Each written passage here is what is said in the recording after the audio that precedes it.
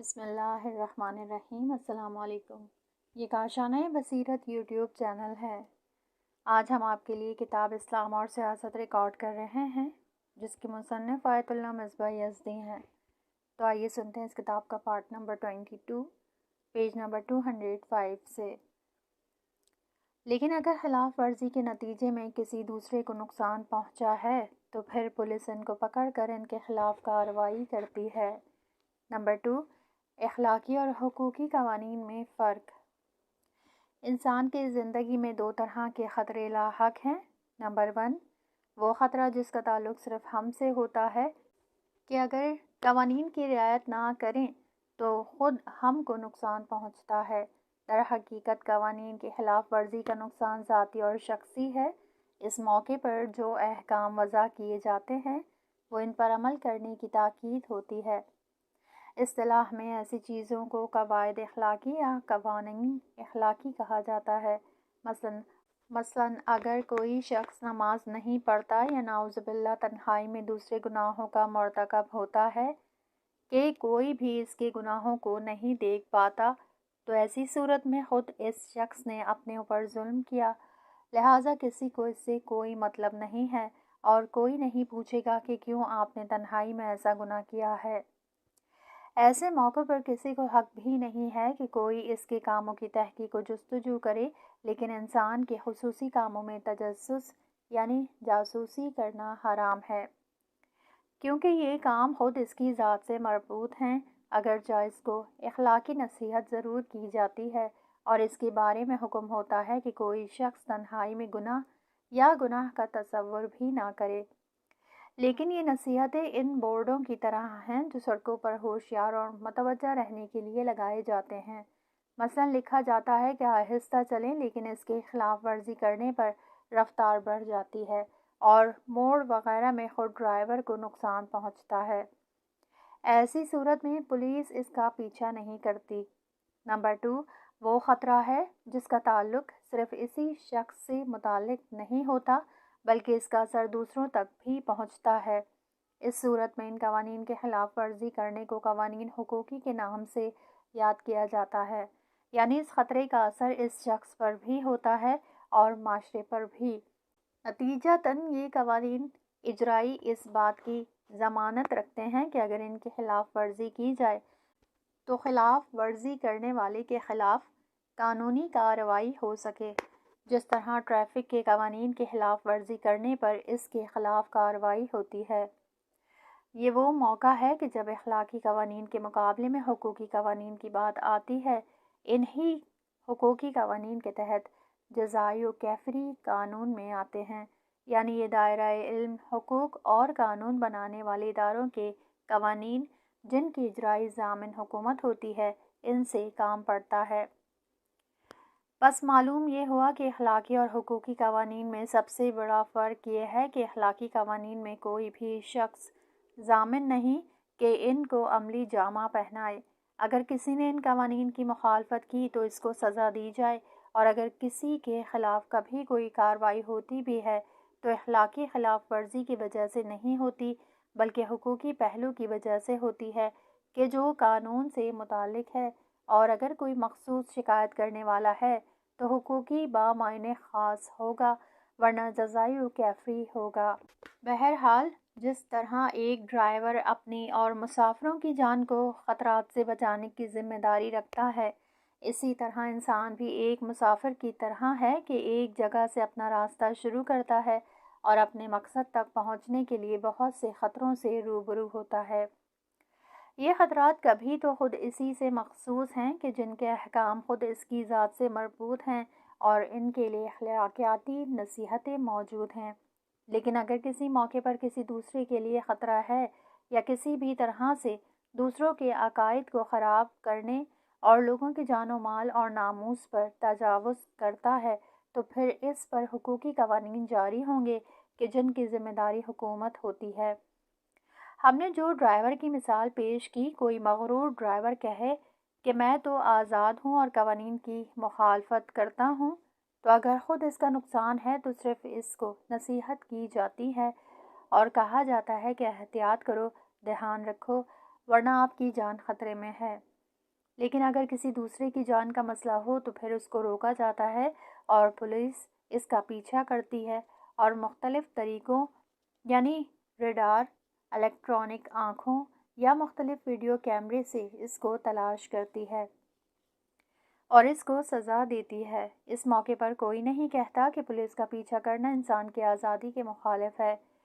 پوری دنیا کے عقل مند حضرات اس کو مانتے ہیں کہ اگر کوئی شخص کسی دوسرے شخص کے لیے خطرہ پیدا کر رہا ہے تو اس کے لیے قانون کا ہونا ضروری ہے تاکہ خلاف ورزی کرنے والے کو روکا جا سکے، کیونکہ یہ آزادی مشروع اور قانونی نہیں۔ اس آزادی کو عقل تسلیم نہیں کرتی کیونکہ اس سے دوسروں کو خطرہ لاحق ہے۔ اس بات کو تمام ہی عقلاء مانتے ہیں اور ہم نے کبھی ایسے عقل مند انسان کو نہیں دیکھا کہ جو یہ کہے کہ انسان اپنی زندگی میں اس قدر آزاد ہے کہ جو چاہے کرے، یہاں تک کہ اپنی جان کے علاوہ دوسروں کی جان و مال اور عزت کو بھی نقصان پہنچائے۔ اس بات کو کوئی بھی قبول نہیں کرتا۔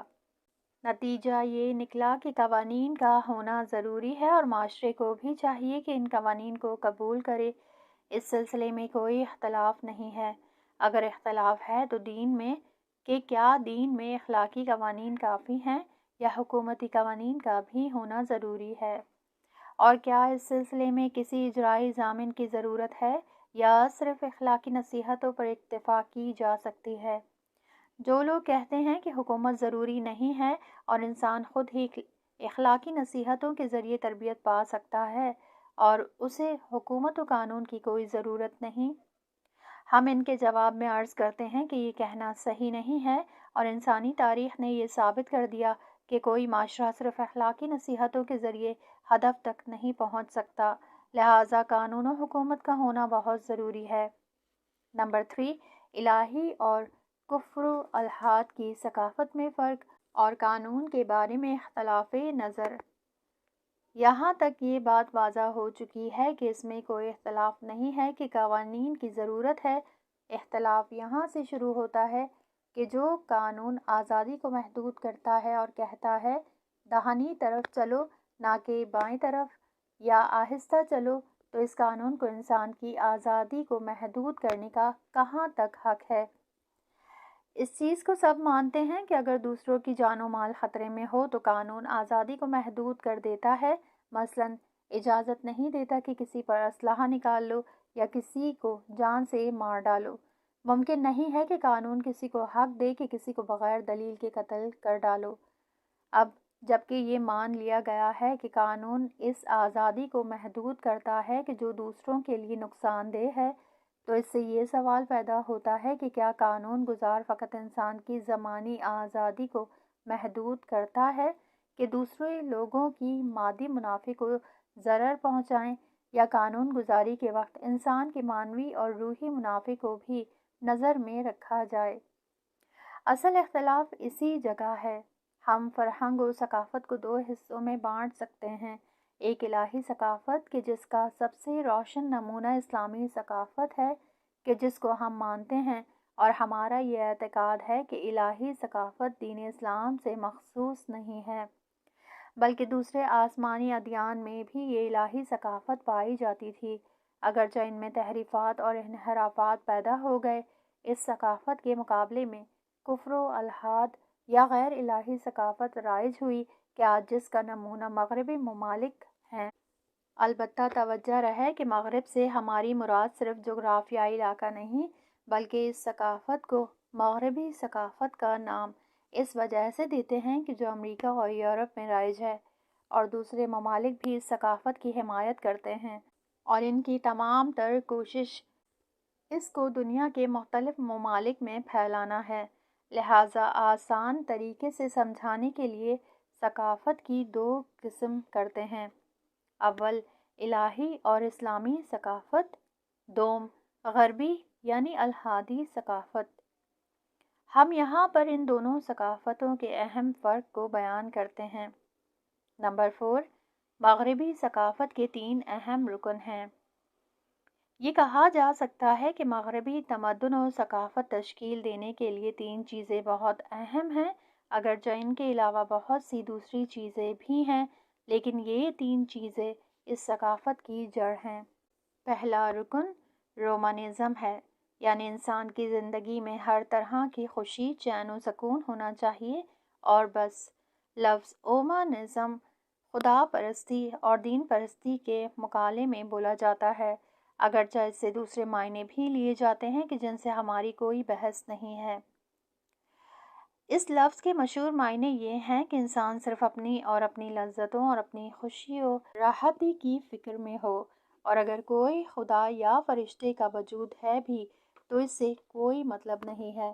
یہ اس نظریے کے مقابلے میں نظریہ ایجاد ہوا کہ جو درمیانی صدیوں میں یورپ میں اور اس سے پہلے مشرقی زمین میں تھا، کہ انسان کی اصل توجہ خدا اور معنویات پر ہوتی تھیں۔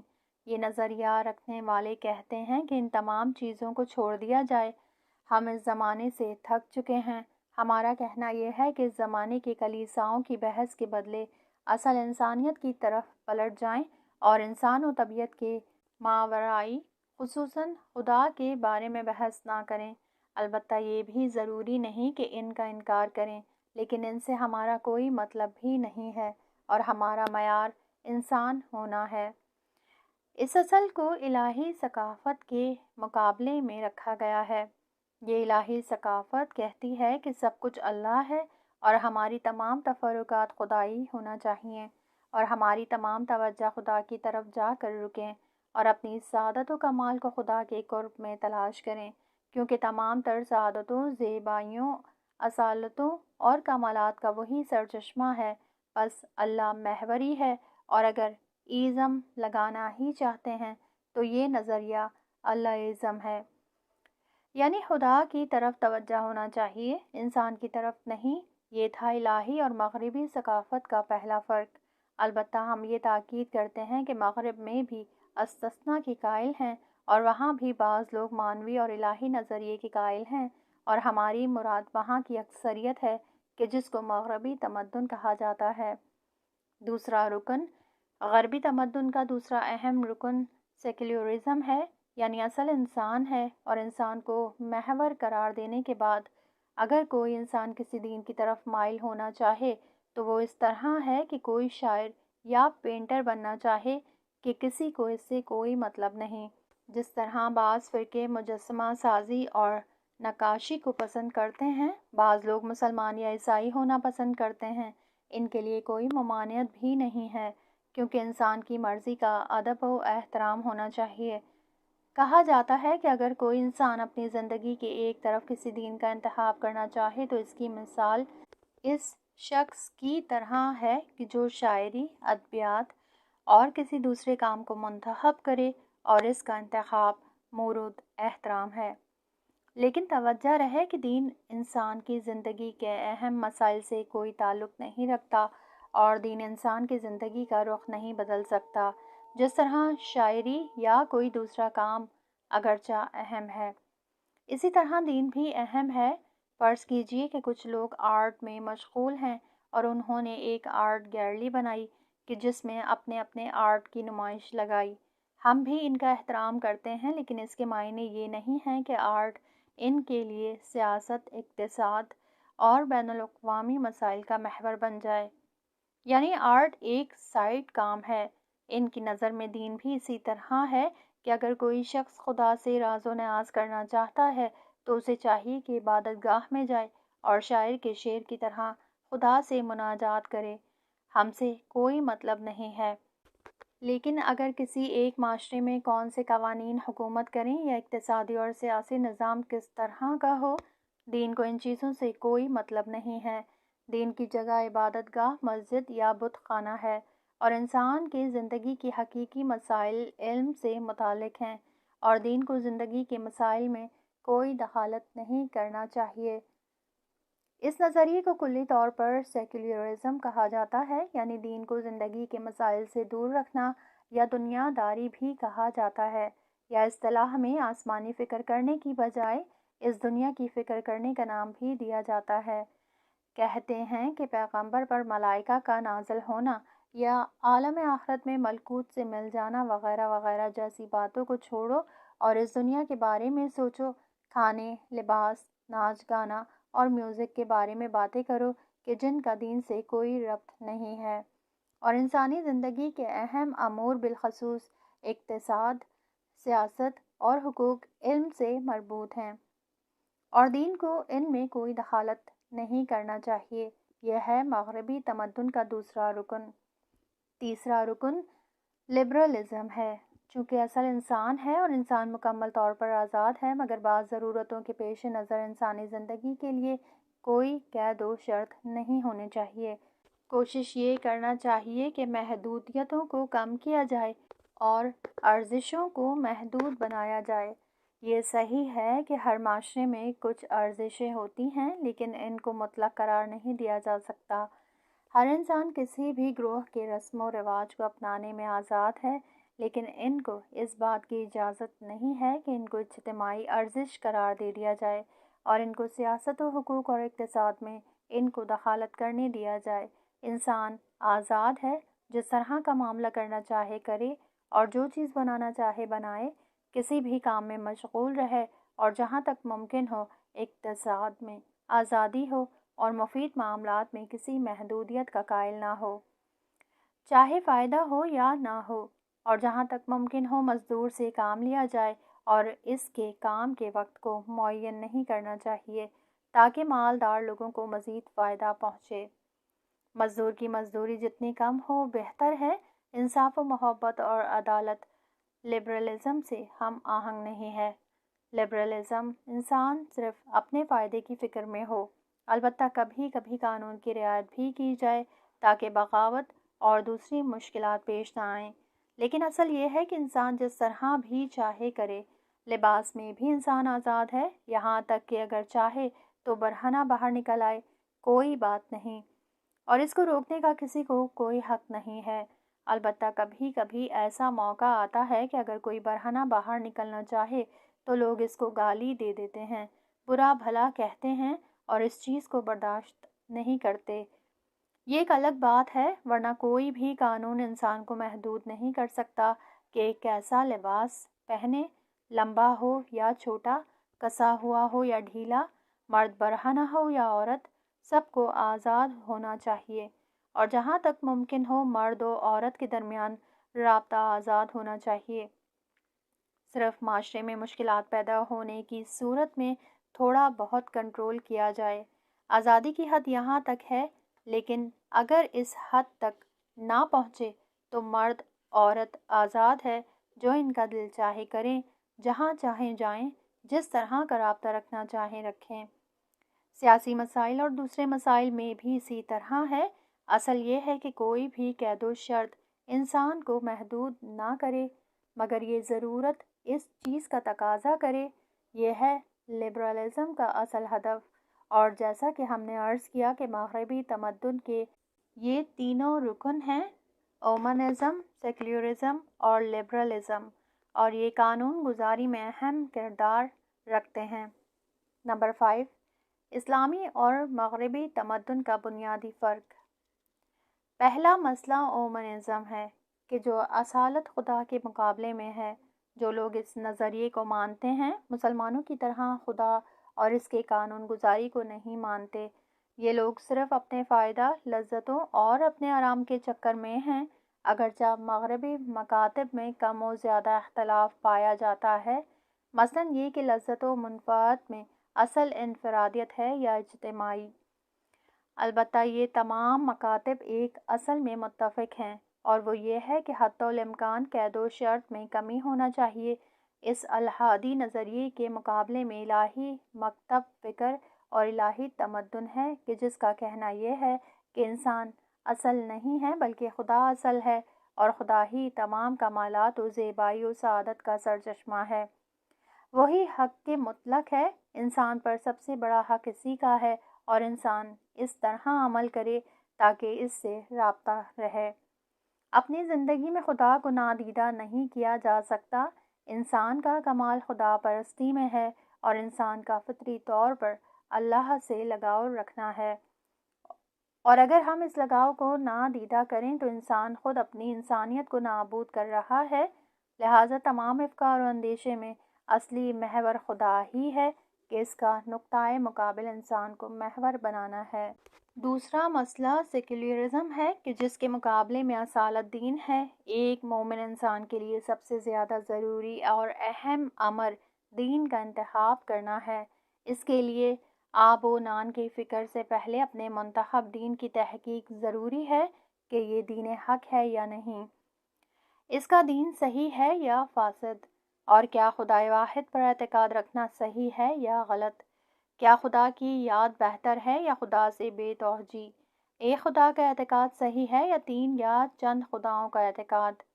لہٰذا جس روز اس پر تکلیف واجب ہوتی ہے اسی دن اس کو یہ طے کرنا ہوگا کہ خدا وحی، قیامت وغیرہ کو قبول کرتا ہے یا نہیں۔ سب سے پہلے دین کا انتخاب کرے، کیونکہ دین زندگی کے تمام شعبوں میں دخالت رکھتا ہے۔ پس الہی تمدن میں دوسرا رکن دین داری ہے کہ جس کے مقابلے میں سیکولرزم، جو دین کو زندگی کی ایک سائٹ کا کام کہتا ہے، جس کا ماننا یہ ہے کہ دین کو زندگی کے اہم کاموں میں دخالت نہیں کرنا چاہیے اور دین کو اہم مسائل کے عنوان سے پیش نہیں کیا جانا چاہیے اور زندگی تمام مسائل کو تحت تاثیر قرار نہ دے، جبکہ اسلام یہ کہتا ہے کہ کوئی ایسا موضوع نہیں ہے جو حلال و حرام سے خارج ہو اور کسی بھی چیز کے حلال و حرام ہونے کو دین معین کرتا ہے۔ یہ نظریہ سیکولرزم کا نقطۂ مقابل ہے۔ تیسرا مسئلہ لبرلزم ہے، یعنی آزادی، ہوس بازی اور کسی قید و شرط کا نہ ہونا۔ لبرلزم یعنی اصل اپنی مرضی ہے، کیونکہ آزادی کے مختلف معنی کیے گئے ہیں، لیکن یہاں اس کے معنی دل خواہ لیتے ہیں۔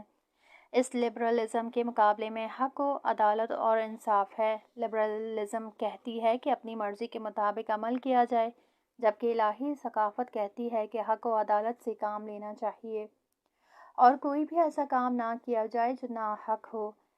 اسی طرح عدالت کی رعایت کی جائے، البتہ ان دونوں میں آپس میں رابطہ ہے، کیونکہ حق کے کماحق کا معنی کیے جائیں تو عدالت کو بھی شامل ہوتا ہے۔ ترجمہ: عدالت ہر صاحب حق کو اس کا حق ادا کرتی ہے۔ پس عدالت میں حق پوشیدہ ہے، لیکن اس وجہ سے کہ اس میں کوئی غلط فہمی نہ ہو ان دونوں اصولوں کو ذکر کرتے ہیں۔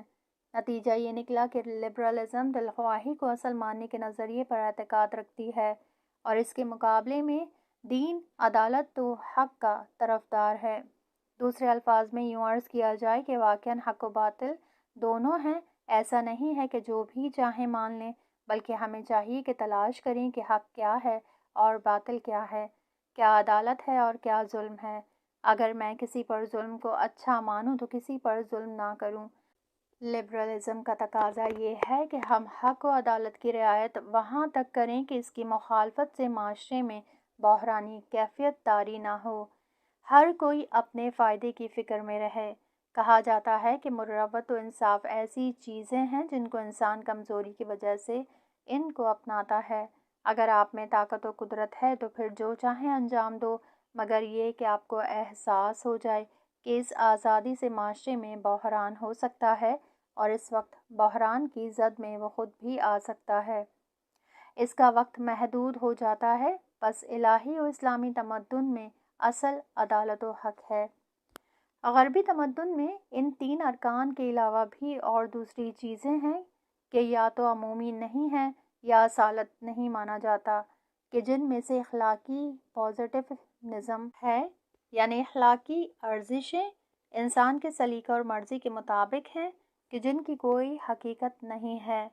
مثلاً آج اگر کسی چیز کو پسند کیا اور اس کو اچھا لگا اور اس کی حمایت میں ووٹ دیا تو یہ باارزش ہو جائے گا، لیکن اگر بعد میں اس میں کوئی برائی دکھائی دی تو اس کو چھوڑ دیا تو یہ ارزش کے خلاف ہو جائے گا۔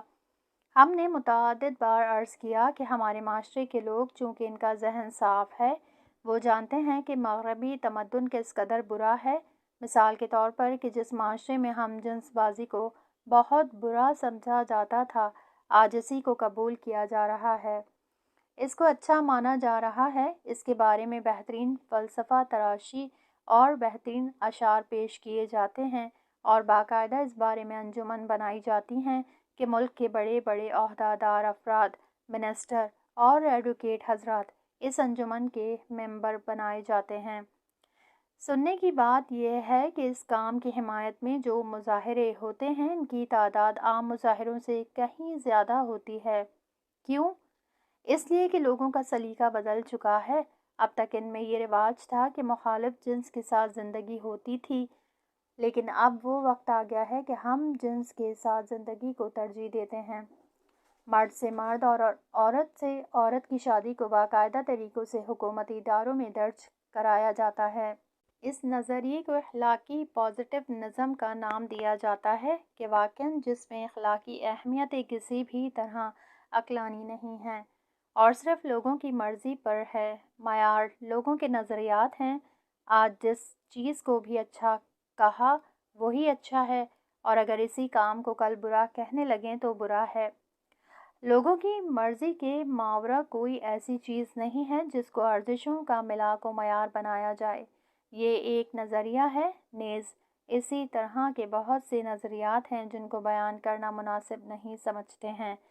بس جیسا کہ ہم نے عرض کیا کہ مغربی تمدن کے 3 اہم رکن ہیں: نمبر 1 اومنزم، نمبر 2 سیکولرزم، نمبر 3 لبرلزم، اور یہی 3 اہم رکن قانون گزاری میں بہت زیادہ مؤثر ہوتی ہیں۔ نمبر 6 آزادی کی حدود کو معین کرنے میں اسلام اور مغربی تمدن میں فرق۔ جیسا کہ ہم نے عرض کیا کہ دنیا بھر کے تمام عقل مند افراد مطلق آزادی کا انکار کرتے ہیں، اور ہم کسی عاقل کو نہیں پہچانتے کہ جو یہ کہے کہ انسان اس قدر آزاد ہے کہ جس وقت جو چاہے انجام دے۔ لہٰذا جب یہ معلوم ہو چکا کہ آزادی مطلق نہیں ہے بلکہ محدود ہے، تو سوال یہ پیدا ہوتا ہے کہ آزادی کی حد کیا ہے۔ مشہور یہ ہے کہ آزادی کی حد کو قانون بیان کرتا ہے۔ یہاں سوال یہ ہوتا ہے کہ قانون کس درجہ آزادی کو محدود کر سکتا ہے۔ ہم نے گزشتہ مطالب میں بیان کیا کہ بعض لوگوں کا یہ کہنا ہے کہ کچھ اس طرح کی آزادیاں ہیں کہ جن کو کوئی بھی قانون محدود نہیں کر سکتا، کیونکہ وہ قانون اور دین کے موافق ہیں، اور ہم نے گزشتہ نشستوں میں یہ وضاحت کی ہے کہ قانون کی شان آزادی کو محدود کرنا ہے، اور قانون گزار کو آزادی کو کافی حد تک محدود کرنے کا حق ہوتا ہے، اور قانون کے اصل معنی ہی یہی ہیں۔ لیکن سوال یہ پیدا ہوتا ہے کہ قانون آزادی کو کس حد تک محدود کر سکتا ہے؟ اس کا جواب الہی و مغربی تمدن کے لحاظ سے الگ الگ ہے۔ مغربی تمدن کے لحاظ سے اگر انسان کا مادی خطرہ درپیش ہو تو اس وقت آزادی محدود ہو جاتی ہے۔ اگر انسان کی زندگی میں اس کی جان و مال کو خطرہ لاحق ہو تو قانون آگے بڑھ کر اس کے مانع ہو جاتا ہے۔ اس بنا پر اگر قانون یہ ہے کہ صفائی کا خیال رکھنا ضروری ہے، یا یہ کہ پینے کے پانی کو زہریلا نہیں کرنا چاہیے کیونکہ اس سے لوگوں کی جان کا خطرہ ہے، اس طرح کی آزادی کو محدود کرنا قابل قبول ہے۔ ایسی آزادی کو محدود ہونا چاہیے تاکہ لوگوں کی صحت محفوظ رہے، اور اس قانون کے قبول کرنے میں کوئی شک و شبہ نہیں ہے۔ لیکن اگر کسی کام سے لوگوں کی عزت، ہمیشگی، سعادت اور اس کی معنویات کو خطرہ ہو اور انسان کی روح گندی ہو جائے تو قانون کو اس سے ممانعت کرنا ضروری ہے یا نہیں؟ اس موقع پر الہی اور مغربی ثقافت میں اختلاف پایا جاتا ہے۔ الہی نظریے کے تحت انسانی ہمیشگی کمال کی طرف بڑھ رہا ہے، اور قانون کو اس کے لیے راستے کو ہموار کرنا چاہیے، اور اس راستے میں جو رکاوٹیں ہیں ان کو بھی ختم کرنا چاہیے۔ قانون سے ہماری مراد وہ قانون ہے جو حقوق و حکومتی قانون ہیں کہ جن کے جاری کرنے کی ذمہ داری حکومت ہوتی ہے، اور فردی مسائل یعنی اخلاقی مسائل سے ہماری بحث نہیں ہے۔ اگر یہاں یہ سوال ہو کہ کیا قانون کو انسان کے معنوی فائدوں کو مد نظر رکھنا ضروری ہے؟ کیا انسانی آخرت کی کامیابیوں کے خطرے کو دور کرنا ضروری ہے؟ الہی تمدن کہتا ہے کہ ان چیزوں سے روکنا ضروری ہے، لیکن کفر و الحاد کی ثقافت کا جواب منفی ہے، یعنی ان کی نظر میں ضروری نہیں ہے۔ شروع سے اب تک بحث اسی مطلب کو واضح کرنے کے لیے تھی۔ اگر ہم مسلمان و مومن ہیں اور خدا، رسول حضرت علی علیہ السلام اور امام زمانہ اجل اللہ تعالیٰ فرج الشریف کو مانتے ہیں تو ہمارے لیے ضروری ہے کہ ان معنوی و ابدی ارزشوں کو قبول کریں۔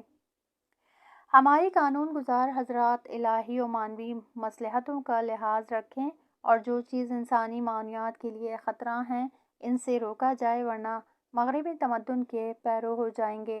ایسا نہیں ہے کہ قانون فقط صحت و سلامتی اور مادی آسائش کو فراہم کرے اور جو چیزیں معاشرے میں ناآرامی کا سبب بنے ان سے روکے، نیز ان کاموں سے روکے کہ جن سے معاشرے کی اقتصادی امنیت خطرے میں پڑتی ہے، بلکہ قانون کے لیے ضروری ہے کہ معنویات کو بھی مد نظر رکھے۔ ہمارے سامنے دو چیزیں ہیں، یا اسلامی قانون کو قبول کریں یا مغربی قانون کو۔ البتہ ان چیزوں میں بہت سی ملاوٹ موجود ہے کہ جن کو ہم نے گزشتہ بحث میں ذکر کیا ہے۔ جو لوگ یہ کہتے ہیں، ترجمہ: تھوڑا یہاں سے لیا اور تھوڑا وہاں سے اور آپس میں ملا دیا۔ نہج البلاغہ خطبہ نمبر 50۔ کچھ چیزیں اسلام سے لیں اور کچھ چیزیں مغربی تمدن سے اور ایک غیر ہم آہنگ مجموعہ بنا لیا۔ اسلام اس طریقے کو قطعاً پسند نہیں کرتا۔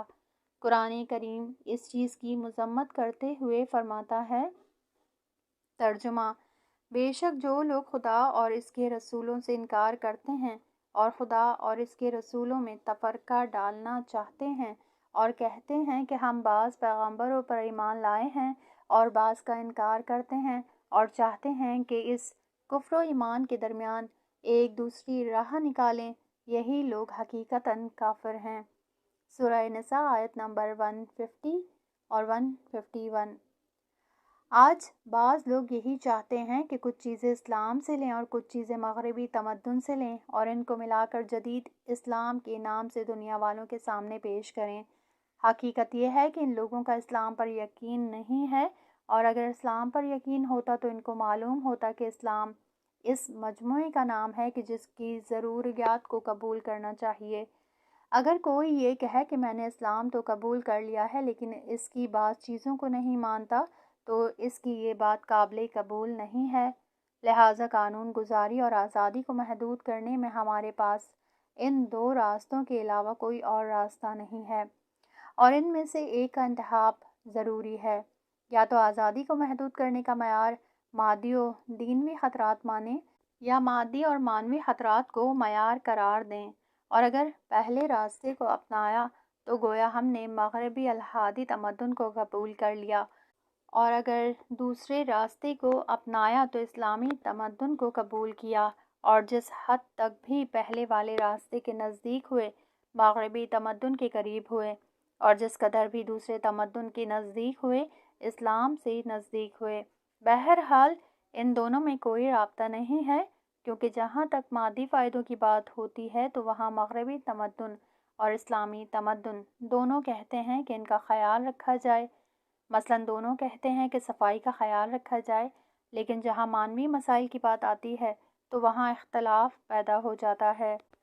جس وقت صرف مادی فائدہ پیش نظر ہوں تو آزادی محدود کر دیا جاتا ہے، اگر اس کے ساتھ معنویات کو شامل کر دیا جائے تو اس کے مقابلے میں دو چیزیں ہو جاتی ہیں کہ جو ایک دوسرے کے مداخل ہوتے ہیں، کہ جس کے نتیجے میں محدودیت کا دائرہ وسیع تر اور آزادی کا دائرہ محدود تر ہو جاتا ہے۔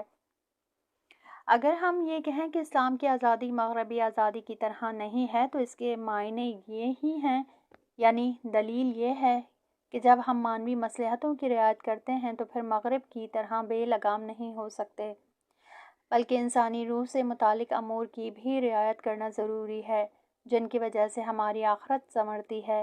لیکن مغربی تمدن کہتا ہے کہ یہ تمام چیزیں اجتماعی قوانین سے متعلق نہیں ہیں۔ حکومتی قوانین معاشرے کے مادی مسائل میں جاری ہوتے ہیں اور ان کے علاوہ اخلاق سے مربوط ہیں کہ جن کا سروکار حکومت سے نہیں ہے۔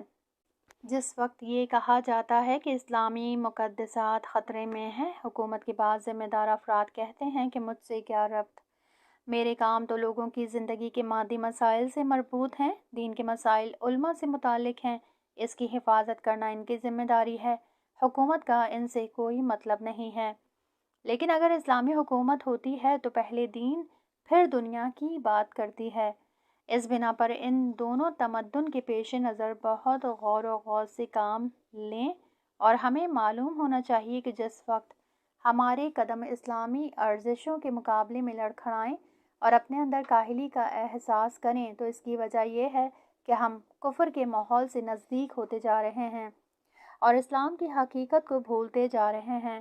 ہمارے یہ انقلاب صرف مادی فوائد کو پورا کرنے کے لیے نہیں ہوا ہے، بلکہ ہم نے یہ انقلاب اسلام کی ترقی کے لیے کیا ہے، کیونکہ اس انقلاب میں اس قدر لوگ شہید ہوئے، اپنے عزیزوں کی قربانی پیش کی، صرف اس وجہ سے کہ اسلام باقی رہے، نہ صرف اس وجہ سے کہ مادی آسائش یا اقتصادی اور سیاسی تعلقات میں اضافہ ہو۔ ان شہیدوں نے اپنی جان کو قربان کیا تاکہ اسلام پھیلے۔ اسلامی حکومت کے لیے سب سے پہلے اسلامی مسائل پر توجہ دینا ضروری ہے، اور اگر کوئی بعض چیزوں کے غلط معنی و تفسیر کرے اور مختلف مفاد کی خاطر حقائق کی تحریف کریں، ہمیں ان سے کوئی مطلب نہیں۔ ہم تو مسلمانوں کو متوجہ کرنا چاہتے ہیں کہ دین کی حد کہاں تک ہے، اسلامی ارزشیں کتنی اہم ہیں اور ان کی محافظت کے لیے کس قدر جان فشانی کی ضرورت ہے۔ ہمارے برادران واقف ہیں، اسی لیے ایک عالم دین کی یہ ذمہ داری ہے کہ جس وقت معاشرے میں کسی روحانی و معنوی بیماری کے پھیلنے کا خطرہ ہو تو لوگوں کو متوجہ کریں اور خطرے کا اعلان کریں۔ یہاں اس کتاب کا یہ پارٹ ختم ہوا، اگلے حصے میں نیکسٹ پارٹ سنیں۔